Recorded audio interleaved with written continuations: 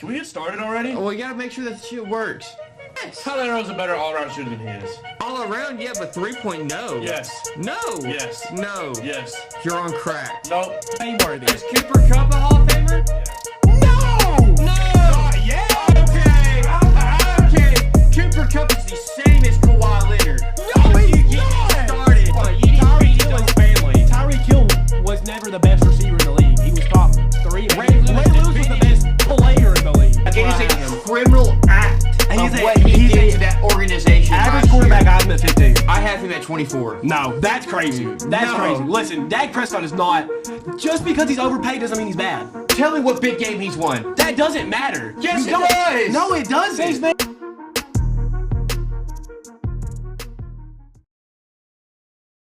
Welcome back to the Through the Lane podcast. It's just me again, and we're just going to talk about some. There's a lot has happened since the last episode. But we're going to talk about some relevant things. We've got about 45 minutes to an hour to cover it all before I have to get ready for work. So we're going to try to get through this quickly. And we're going to start off with the raw reactions of the college football playoffs of the second round. We're not going to cover the first round. We don't have time. And a raw reaction of a Georgia fan. But that will be in a minute. We're going to talk about the first of the games. Miami versus Ohio State. Miami won 24-14. I'm surprised Miami did that well offensively. Defensively, though, they were insane. I mean, Ruben Bain, I'm just going to be upfront. I watched his tape before the playoffs, and I was like, I see it, but I'm not really blown away. Like, I'd had him behind David Bailey and Cassius Howe. After watching the playoffs, he looks better. I mean, he's about doubled his sack production for one. I was getting a lot of Shamar Stewart from him, but he looks good. And then, what is it, Mesidor? Number 3?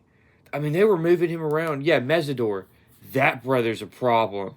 And I don't know why that brother ain't getting more hype. And I love what the DC and Mario Cristobal were doing, right? When you have a mismatch, I wish we did this at Tech more. When you had a mismatch like they did, speed-wise and athleticism, they took advantage of it.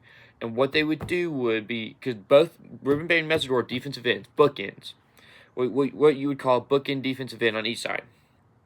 They would then sometimes have them on both sides, each sides, but they'd move Mesidor because he's a little bit more twitcher inside over the guard, but still have him in like a 2-point stance and have him just buzz around him and just beat him off pure speed, right?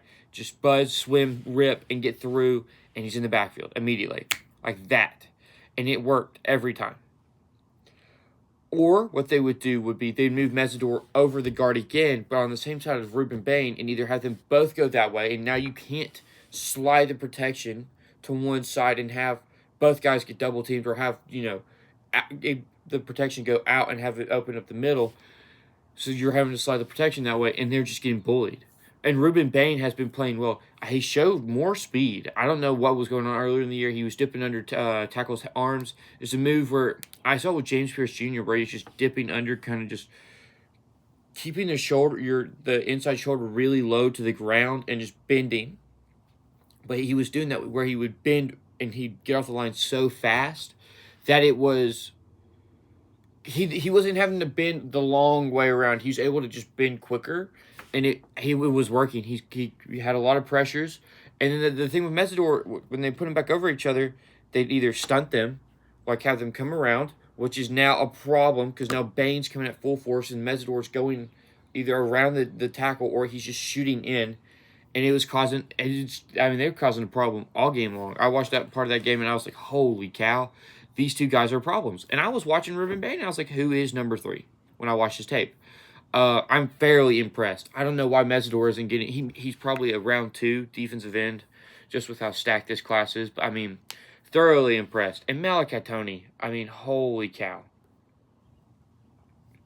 Have yourself a game, brother. Have yourself a game. He had what? Well, he only 16... receiving yards, but he had one play where he was like in the clutch. He's a problem. Again, Miami's offense doesn't really scare me. I don't know why I should have a game. I just remember that one play at the end of the game where he sealed it. But they've got weapons. I think if you take Malachi Tony away, you can take away the passing game. The problem is taking away the run game because they build off the run game. And Mark Fletcher, who was at Oregon State, we all act like this guy came out of nowhere. This brother was a dog 2 years ago at Oregon State. He was part of there when Oregon State went on this crazy run with DJ Ugalele, and he was splitting reps last year. I don't know what happened to the guy. I think the other guy transferred or he went to the NFL, and now he's the bell cow, and he was punishing that defense all game long. Again, I was not surprised with this. I was not impressed with Ohio State when they played Indiana. I said that. Looking at it now, they don't have much of a running game that scared me, right? Like, I'm watching, I'm like, there's not really anybody that I'm looking at that scares me. And then, Jeremiah Smith had 7 catches, 157 yards. I don't know what more you want. I don't know what more you want. Julian Sain had 2 picks. This is one of the better defenses in the playoffs, and they showed it, and they harassed him defensively. They were all over him and had him kind of spooked. And, he showed his age. But the problem is now, defensively, they're losing a lot. And that's going to be a problem for them, right? Like, offensively, they're fine, right? Yes, you're losing Cardinal Tate, but you have Brandon Ennis. They got some other dude coming in that's like a top. Like, they're bringing, like, receiver-wise, they're fine. The running back position, they're going to develop, right? These are all young running backs. Defensively, though, let's look here. Caleb Downs is going to be gone. I think Caden Curry is going to be gone. Davidson, the corner, is going to probably declare. Arvell Reese is going to declare. Sonny Styles is going to declare. Jermaine Matthews is going to declare. And Katie McDonald's going to declare. That's a lot of production coming from a Georgia guy. It's hard to replace that. And so I don't know. I think we overhype Ryan Day because last year he had Chip Kelly, and like we can all agree, Chip Kelly is one of the greatest offensive minds in football. Not a good head coach, just a really good offensive mind, and he showed it. And I just don't think. I think we overhype Ryan Day as a play caller. I don't think he's that good. And obviously, they struggled to run the game. This was an underwhelming team. And that's why Indiana won it, because I don't think any team in college football this year is that good.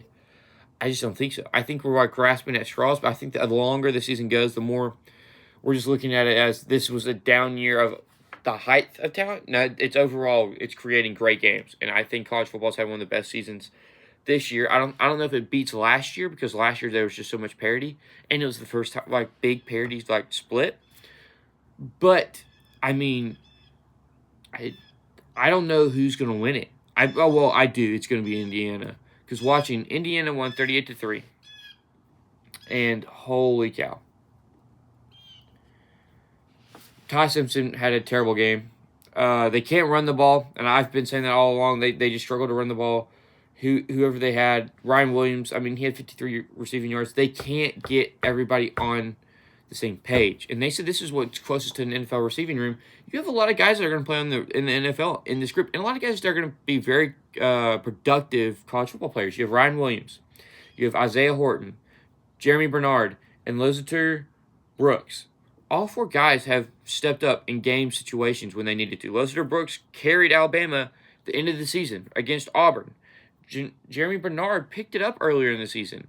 Isaiah Horton was that guy in the middle of the year. Ryan Williams was that guy last year, and no one seemed to be able to make plays when needed or help out an injured Ty Simpson. And then defensively, I wasn't too impressed with Alabama. Indiana, though, and everyone's like, well, Indiana, Fernando Mendoza didn't look good. Fernando Mendoza was 14-16 for 192 yards and 3 touchdowns. Listen, we think every quarterback's supposed to be a game changer. No, I will flat out tell you, Fernando Mendoza is a game manager, but he's a damn good one. And that guy, he's going to go number 1 overall. Dante Moore's going to go 2. And it's going to be a problem. He's going to cause issues because he's just so on point. It's just so routine.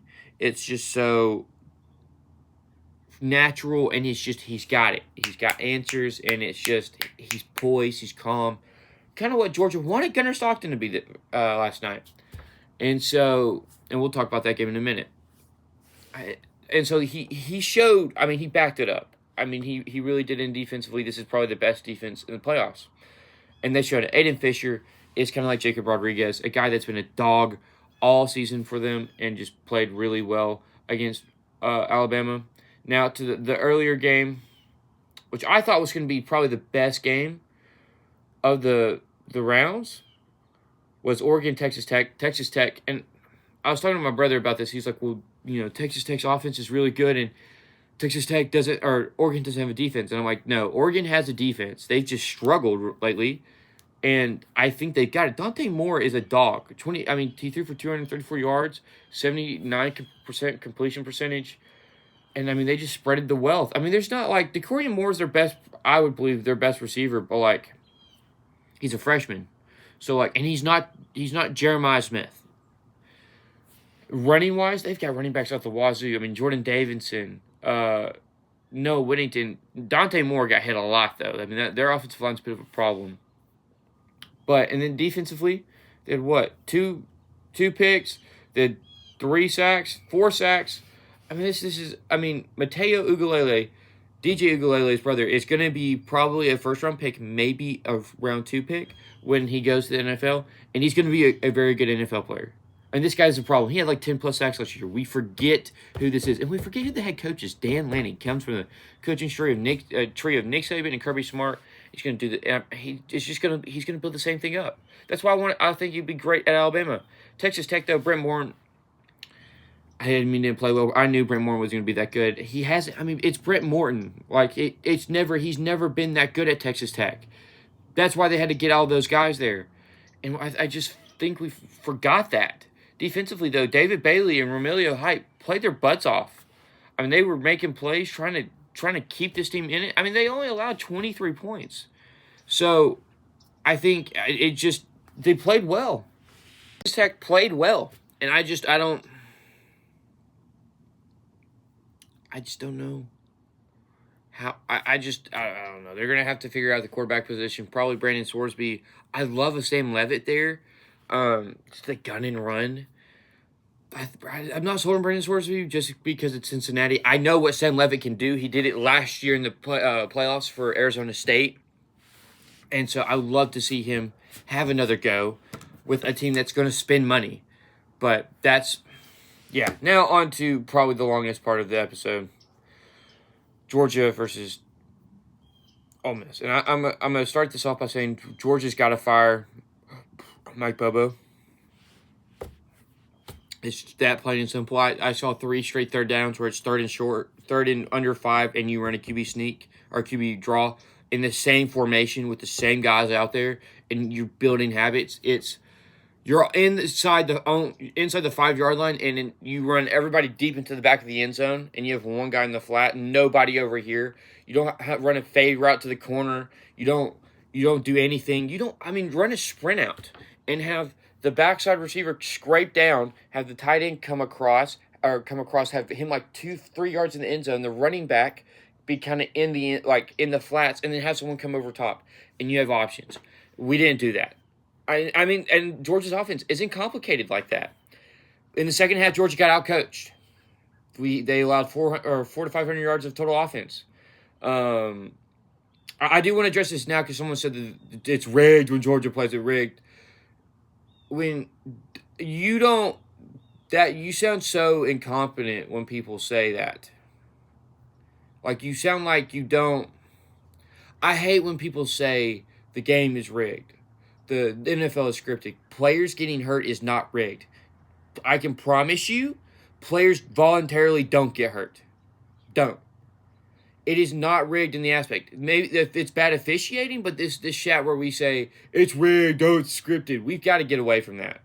We've just got to, because we are more intelligent as a group of people to understand that's not how that works. This isn't a boxing match where someone can take a fall, right? Like the NBA literally is going out players have tried to rig sports before and it hasn't worked. So why all of a sudden is it doing it? Oh, I know why. Your team isn't good. Your team isn't winning. So you hate that. The same teams win over and over again. So you want to say it's rigged. It's stupid. It's the dumbest thing in the world. And we nitpick certain teams. I did it against the Patriots when I was younger. It happens with the Chiefs when the Chiefs win. Instead of just giving them flowers. It happens against the Eagles, right? the Eagles, the tush push. It happens with, the Dodgers. And the Astros tried cheating and they got caught. We've done it with a litany of teams, right? The Warriors. We've done it with Alabama. We swear up and down they cheated. Like no other school was doing it. Like paying players under the table. We acted like no other school. We're trying to take the flowers away from Nick Saban, saying that I hate. Just stop. Just stop with that. You sound like just your head's between your legs. It's just so poor. It's just so poor. Like you know better than to say that. But Georgia got outcoached, and that face mask. It was referred to a face mask how they didn't get caught. Players get caught. Players get away with everything. Like it's a missed call. Whoop-de-doo. How many missed PIs do we see every game? But we're gonna call a missed face mask rigged, brother. Against Tennessee Tech, I've seen so many guys just get yoinked and like just pulled down and then not call it. Like, and I'm not gonna sit here and say, "Oh, it's rigged." No, we forget refs are human. We forget that, and like it's so stupid. Like you're gonna tell me in that situation, you're gonna see that? Probably not. You're gonna miss a few calls. But the game's rigged. Don't even get me started on that.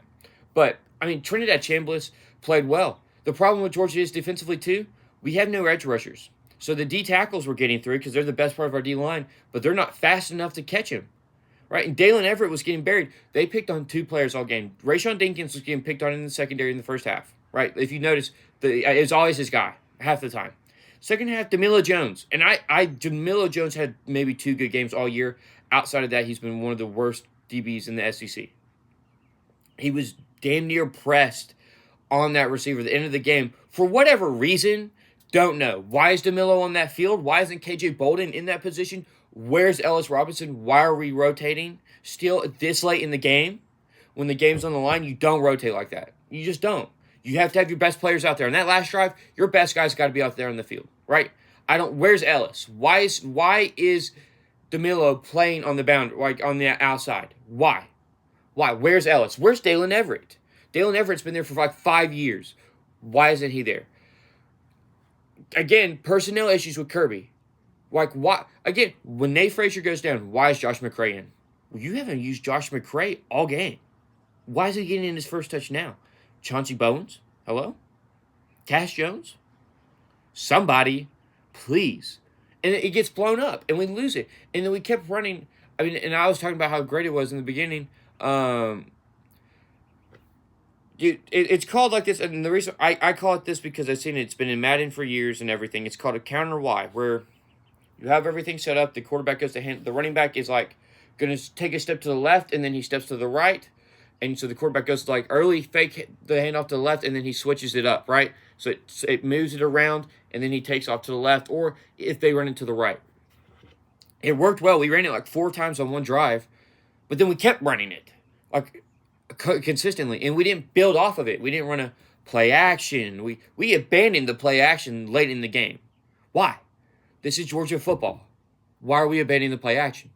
So, it's been terrible play calling. Why is it that Zachariah Branch has 60-something yards on like 8 catches, but he's averaging 8.8 yards a carry? This is a catch.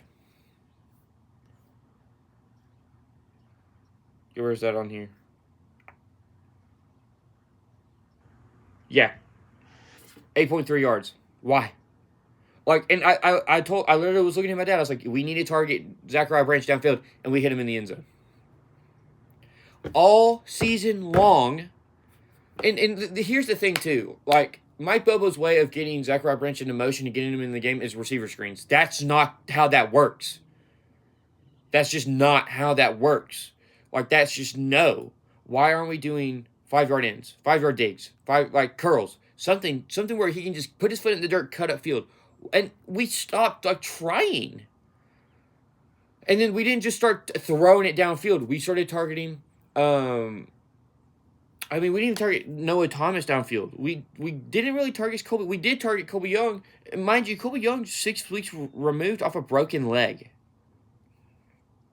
What are we doing? Right now, it was October 25th, so about 3 months, 2, maybe. I might have that wrong.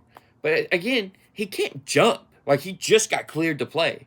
He can't really jump off that ledge, and we saw that, and he missed it. Why are we throwing... This is like what Koa did with Tramel Jones. Why is it Taylon Taylor, true freshman receiver, one of the shortest guys on the team, running a post dig, and you throw that deep ball to him, and it about gets picked off? Why? Like, what was that play call? Again, I don't think we really did well running the ball. I mean, Gunner played his ass off. I mean, it's just plain and simple. He had 203 yards passing. But, again, we just could not... Why is Landon Humphreys not getting involved? He's been huge for us this year. Why does Oscar Delp have one catch? Georgia succeeds with good tight ends. And it's just so... The offense hasn't been elite since Mike Bobo got there, and I think we've got to come to terms with it. It's repetitive.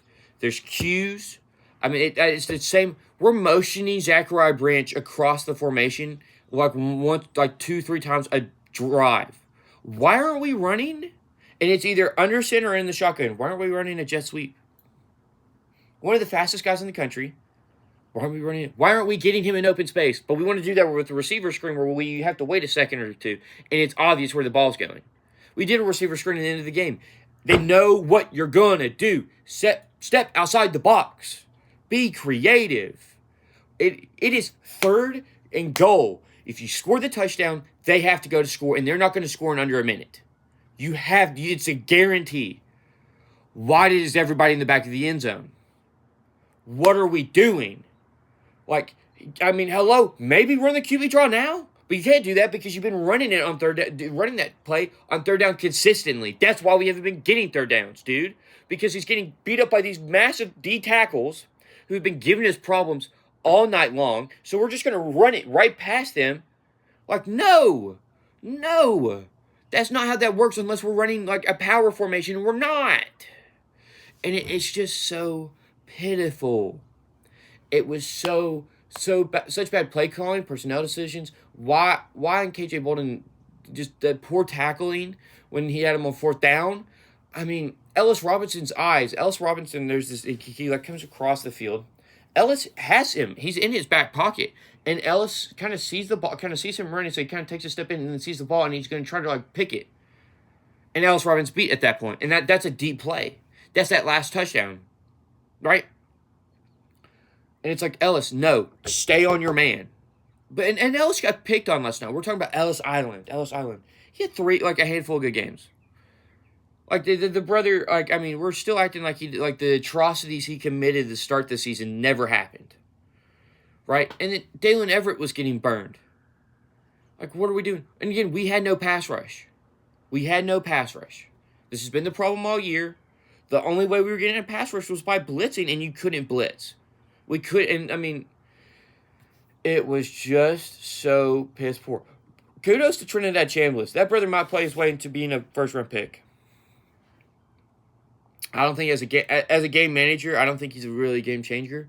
I think he's just a slightly weaker version of Fernando Mendoza. But that plays.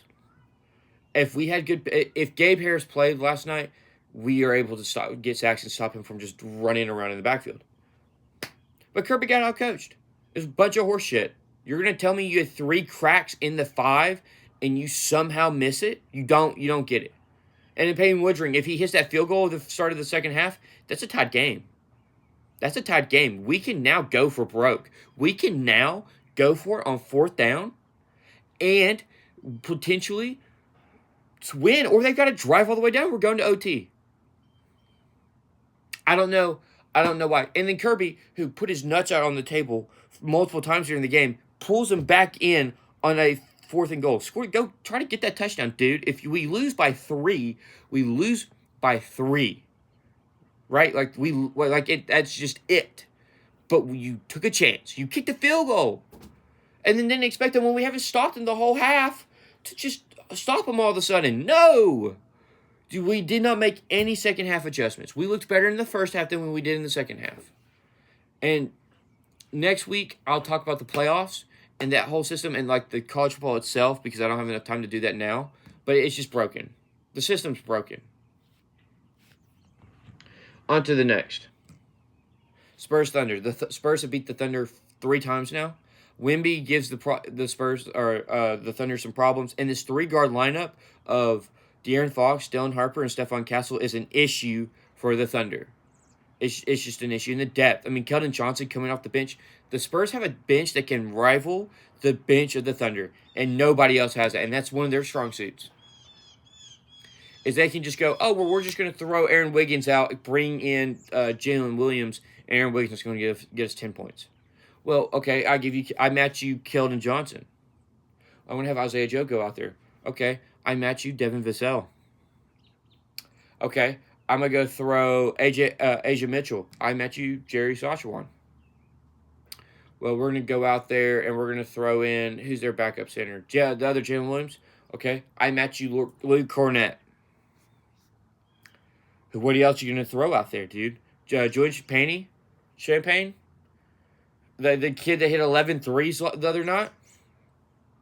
Like, they can match him tit for tat. And Harrison Barnes is being a dude. I mean, Wembanyama healthy is insane. De'Aaron Fox is like, I'm not leaving. Like, I know you got these young guards, but watch, I fit. I work. And you know it. Like, you don't know with these other guys. But honestly, I would not move from that team. Devin Vassell, you moved Devin Vassell to the bench, and you got to run that 3-guard lineup. Who you put at power forward, I mean, that's the next thing you got to figure out. Is Carter Bryant your power forward of the future? If not, just start signing guys. Or you trade a Devin Vassell and Jeremy Scotchwan for a power forward. Right? Because Keldon Johnson does not fit that starting lineup. We've known that for about 2 years now. He plays better off the bench. So how about we just move Devin Vassell? And you don't need a backup point guard to come off the bench because you've got 3 guards. Just pull one of them early. Plug in Devin Vassell. Plug in Keldon Johnson at the 3. Take Stephon Castle out for a few minutes. Then have him lead the second unit and close the game. They're all young. They can all play 35 to 40 minutes a game. Well, not every game. But when you need them to, you can just rotate them through. Like, that's a loaded team. And I don't know. I think we've got a team that's probably more versatile than the Thunder. A team that probably can go tit for, is as versatile as the Thunder, and can go tit for tat. I don't think, the problem with the Rockets right now is Ahmed Thompson cannot shoot a 3. And that limits them severely. Because he can't hit a 3. He's missing shots, and you're just like, brother, I need you to take it's an open 3. We're still, like, they're 5 feet back of you. Just shoot it. And he's not. They've got depth. I mean, like, you just, Wembanyama's out. Here's Luke Cornett. Okay, here's a 10 and 10. 3 blocks, by the way, and 2 steals. Hello? Luke Cornett? I mean, I really want to make sure who else is on this team. Because I feel like there's more guys where I'm like, holy cow. Kelly Olynyk. Oh, yeah, by the way, Kelly Olynyk's the backup center. And you have Bismack Biyombo. Yeah. I mean, looking at here, Stanley, everybody forgets, but there was a point where he was averaging like 6-7 points a game. And he was a dog. It was just not efficient, but like you don't need efficiency when you have that. Carter Bryant's a first-round pick. Lindy Waters is a sniper. And this is a team where you look at it and you're just like, yeah, they've got some guys. And, I mean, again, the depth is unmatched. Like, it is matched, and it matches the Thunder. And it's giving the Thunder problems. I mean, there's nothing they can do. And I mean, the Spurs were probably going to make the playoffs last year if Wemby doesn't get hurt. It's that plain and simple. Right? Like, De'Aaron Fox is averaging 22. Wemby's averaging 24. Stephon Castle's averaging 18 on about 50% from the field. Devin Vassell's averaging 15. Like, where's Dylan Harper? Dylan Harper's averaging 11. Keldon Johnson's averaging 13. Harrison Barnes is averaging 12, dude. Like, Scotchwan, kind of non-existent. It's 21 games, 5, but, I mean, he's the versatile player. I just don't think he fit well. I don't think he can't shoot. Like, I mean, that's a problem. We're having players come in, and it's just the inability to learn how to shoot. Like, Amin Thompson, Amin Thompson may become Ben Simmons again. Because he just refuses to learn how to shoot a three. But, I mean, this is the only team that could beat the Thunder in a 7-game series. And I'm just going to be that straight up about it. Because I'm just not... De'Aaron Fox is going to clamp down Shea, okay? Well, who's going to get Chet? Victor. Well, so I'm going to make Isaiah Hartenstein beat me. Who's going to get Jalen Williams? Oh, Stephon Castle, who's lengthy. Oh, and by the way, we'll just throw Devin Vassell on him when he's off. Okay, well, then who's going to get Hartenstein? Well, we could, rotate Luke Cornett in there. Luke Cornett's about a 7-footer, so there's that problem. Okay, so now what are we looking at here? We're looking at Billy Dort trying to beat us? Okay, I'll make him. The bench. Asia Mitchell's got to drop 30. Well, I mean, I raise you 15 with Keldon. And that's been the problem.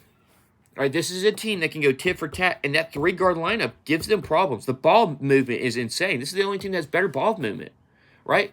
And it's not just one guy that's doing it. Like with the Thunder, it's really just Shea, and then you hope Jalen and Chet pop off with him. But if not, Shea's got you. Like, Shea's got it. Because the bench is going to give you 30, which is fantastic. And you're looking at a Spurs team, like, their bench is going to give you 30. And you're just like, I don't know. And again, you can't really stop Victor. Like, Victor, I was talking with a guy from work. I might have him on at some point to help talk NBA with. I mean, we haven't seen a guy like this. I talked about it with Talon. He's a guy that is probably stays healthy, going to go down as the greatest player of all time. He's 22. Like, what do you do to stop that? What do you do? And, I mean, he's only started 15 of the 21 games he's played in. He's been off the bench 6 times. You know how stupid that is? What am I looking at here? He's averaging 3 blocks, 3.4 assists, 12 rebounds. I mean, he's shooting 52% from the field, 37% from the 3, shooting 84% from the free throw line. He's averaging, like, what? A steal a game, too? He's creating 4 turnovers a game. I don't know what you do. I don't know how you just... That's a problem. And he's still so young. He hasn't even entered his prime. It's just insane. Now, I want to talk about the Atlanta Hawks. Atlanta sports are just terrible right now. Georgia sports are. Hopefully the Braves do have a good 2026. Though Atlanta's got a problem right now. We're like, 17-19? And we're better without Trae Young. It's that short, simple. I was going to talk about how you got to have the conversation with Trae of being the number 2 star behind Jalen Johnson, because Jalen Johnson's right now probably playing like a top 10 player in the league right now. It's just that simple. The only problem is he's in Atlanta. So not everybody's going to recognize that. But if he got put on national TV for a few days, you're going to be like, who is that guy? Right? Like, he's cleaning threes. He's yamming it on people. He's a great rebounder. He, facilitates the offense. Great defender. I mean, and this is a team, I forget who says it, but they were like, because they're on ESPN from time to time, or were, that it was like, this team's philosophy is long and rangy, and then you have just Trae Young, who's the complete opposite, and it's inefficient. It's long range and inefficient as the rest of the team. And then you just have Trae Young, and it's just not working. Like with Nickeil Walker-Alexander, who's averaging about 20 points per game, and the team is better. Trae Young is so inefficient, and it's coming out that guys don't want to play with him, and I don't blame him because he's got a humongous ego. It's that villain ego, which can only get you so far. And if you can't buy in on defense, like, what are we doing? Like, you've got to, at some point, buy in on defense. And he's not. And Trae Young's out day to day again. And they've won the games. It also doesn't help Dyson Daniels is hitting 13% of his threes. Nickeil Walker's hitting 38%. Nickeil Walker, I mean, is playing out of his mind. He's only been on the bench for 7 games. And they're talking about 6 man of the year. No, promote that brother to the starting point shooting guard spot and have Dyson Daniels start the offense. Dyson Daniels is going to be like just an old school point guard, and I'm fine with that because of his length. Because defensively, he's giving you 2 steals a game. Jalen Johnson's giving you 24 points a game, 10.4 rebounds, 8.4 assists, 1.4 steals, and a half a block. You've got your one. Like, Trae Young, you don't need him. And when Trae Young plays, what did I just see here? It's 19.3 points a game, 41% from the field, and 30% from three. It's not efficient. It's not efficient. I mean, it's just not. He's only played 10 games, and I mean, I think we're like 4-6. We're under 500 now. We were above 500 when he got back from injury. That's how bad he's been. Luke Kennard is just not. He's hitting. What am I seeing? That was Mohamed Gaye. Mohamed Gaye has been mid. Zachary Richachet, we're trying to shove him out the door, and this is the problem. Okay, let me talk about Zachary Richachet for a second. We want to, since he was if he was like the 25th overall pick, this is a whole different narrative. But because he wasn't, we're trying to be like the rest of the number one overall picks. Well, if you remember going into that draft, that's not what we said. We said he could, but there's a chance he probably isn't. He's not. He's a good 3-and-D. And really, on this team, that's what you need. Now, maybe when Trae Young leaves, you probably need him to become a number 2 option, maybe number 3. But okay, he's still what, 20? Yeah, he's 20 years old. He's in his second year in the league. We put these expectations, and his shooting splits aren't bad. 45% from the field, 34% from 3, 64% from the free throw line is not good. He's giving you a steal. He's giving you 3 rebounds. He's giving you 11 points. On a team where you have Kristaps Porzingis, Trae Young, Nickeil Walker-Alexander, and Jalen Johnson. And, oh yeah, by the way, Onyeka Okongwu is giving you 16.4 points a game. So what are we trying to get him to average 20? Not everybody can average 20 in basketball. Like, you've got to go. Some guys sacrifice their roles for ultimate winning, and he has. And I think we're just trying to build something out of that just because, it's an underwhelming first-round pick or first overall pick. I mean, yeah. But, I mean, the Hawks landed this pick and didn't – I mean, what's going to get a game changer? We might get a kid out of BYU. The Banza, if that Pelicans keep sucking. But it's just insane. And honestly, if this team doesn't make the playoffs, you fire Quinn Snyder. You've got to go somewhere else. You've got to figure something else out. Kristaps Porzingis developing Potts was very unfortunate because the addition on paper looked fantastic. It's just he can't stay healthy. And that's a problem right now. And it's just unfortunate. I mean, and this is a deep team. I mean, this team goes about 11 deep. Honestly, I'd say 13. So I'd play Caleb Houston. Asa Newell looks all right. Keaton Wallace is a good third point guard. But, I mean, what more? The problem is the Hawks didn't control the narrative for the past 2-3 years where it's like, no, we're not trying to trade him. We're like, oh, we can move him. Okay, why? Well, it kind of doesn't fit. Like, we're just not sold on him. Why aren't you sold on him? The guys don't like playing with him. Like, okay, well, why does anybody want him? You're not going to get a haul for him now. If you traded him at the deadline last year, you would have gotten a solid haul. We should have sold him. We should have sold. We should have sold. And we didn't. And now we're sitting on, and we're probably going to have to send some second round picks out. We're going to have to eat, and the suitors aren't good. Like what? I forget who it is. A Minnesota team? Okay, well, we're just going to get first-round picks. I don't really want Rob Dillingham.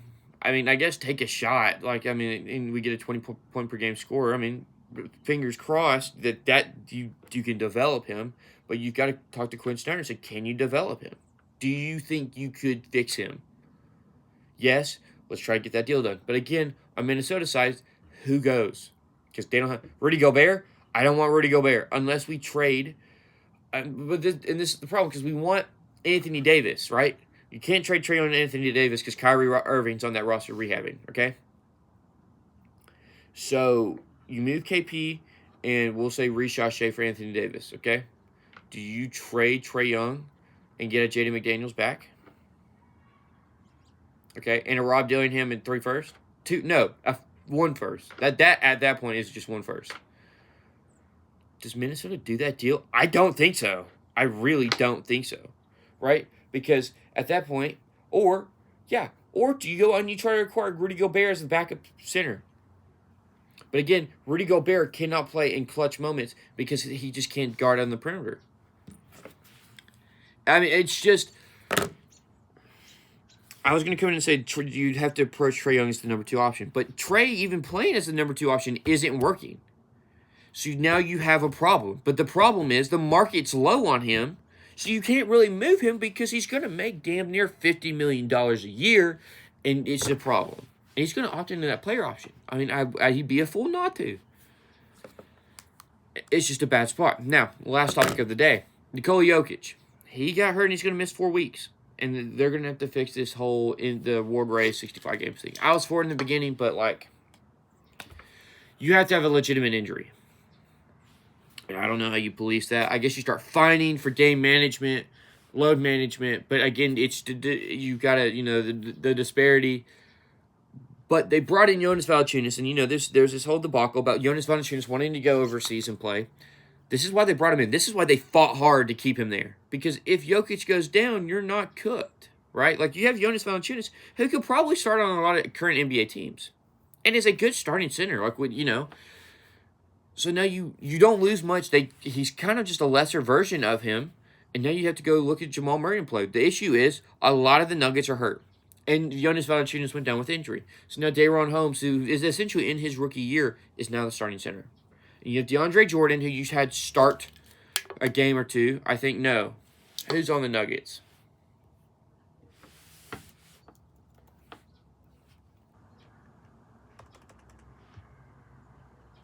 Who is on the Nuggets?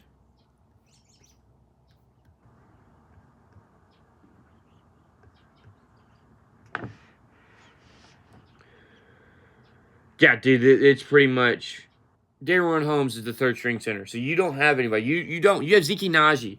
So now Zeke Naji, who at one point looked good, who now you refuse to play, is going to have to start playing as the backup center. Jalen Pickett's playing. They DMP'd Julian Strother, who was a really good player for them last year. Why? Spencer Jones is going to have to get some PT. Peyton Watson's going to have to improve his role. I mean, he stepped up, but he's going to have to be bigger. And Peyton Watson's playing like a star. But it's just not good enough. I don't think, not even that. They've got to figure out the storm. Without Jonas Valanciunas, the Nuggets are in trouble. They've got to get him back. And I don't know how long he's going to be out for. I don't know if he played last night. But, it's just a problem for them right now. But I think it's good that they had brought in Jonas Valanciunas. And he wanted to go overseas. And I think they convinced him this is why they didn't want him to go overseas. But that's all for today's episode. I've got work in 58 minutes. So I'll see y'all next time.